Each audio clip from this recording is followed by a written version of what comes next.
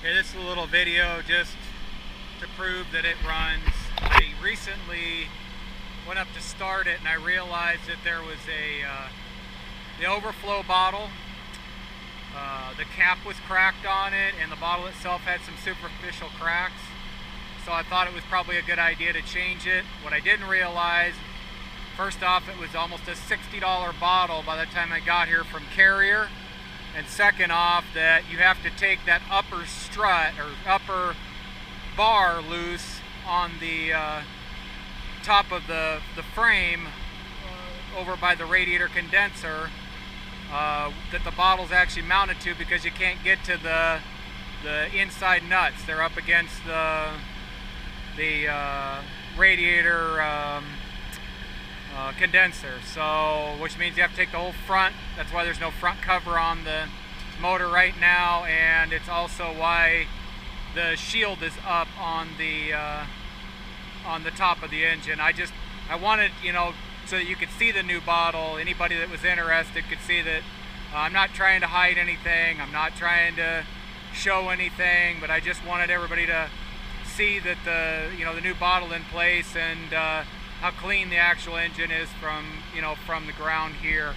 I did just recently also change out, while I was there, the oil filter and fuel filter. I figured while I'm there, got this far into it, I might as well change them. I changed the oil on it. I only use Rotella 1540 in it, and I only buy Napa or Wix filters, because Napa, of course, is Wix filters. I'm just running it on like a service run right now. I think I only set it at like 77 or something like that degrees, 76 degrees to be exact. Right now outside, I think this gives us outside temperature. Water temperature is at 180. Let's see here.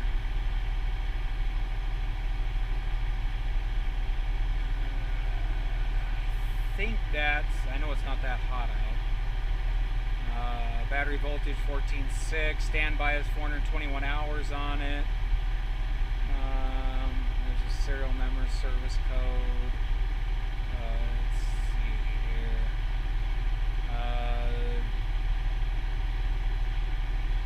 Suction. The engine only has 10,102 hours. I guess it doesn't tell us what the outside temperature is. But it is, when I started it up here a little while ago, the inside of the box was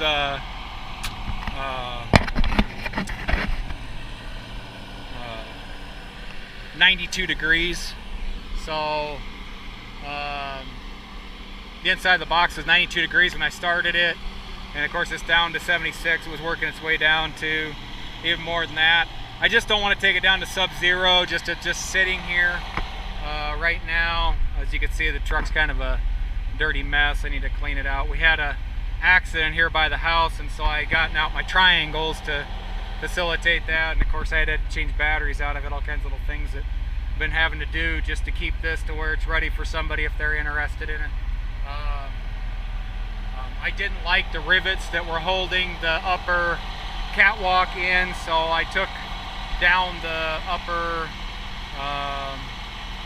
shield area there so that I could get bolted in. I still need to snip the ends of the bolts off and put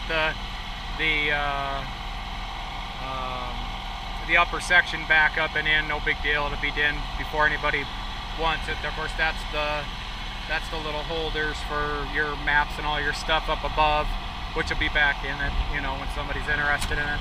I'm a full-time student now, so I just have to find time when I could find time to work on things, and later on I'll post a video on top of it, or add to this video of the engine running on the truck.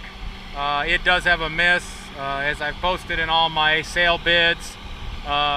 Everybody I've talked to says they feel it's an injector, but I will not guarantee that. It's not worth putting my name behind something I can't guarantee, because I don't know for sure until the injector's changed if that's actually what's wrong with it.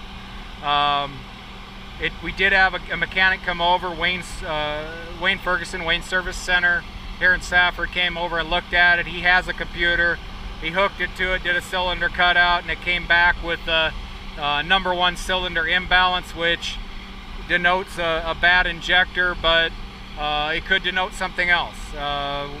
Wayne's pretty comfortable and confident that it is probably an injector after listening to it, but like he said, he can't guarantee anything till he gets in it. It could actually be a collapsed lifter. So again, it's to each their own, and like I said, I'll try and patch that part of the video onto this one with the engine running. I'm just waiting for it to go drop down once it hits temperature, so that you know, we can see, you know, what the actual, you know, that it drops down, that it meets temperature and it drops down. So just as soon as it does that, we'll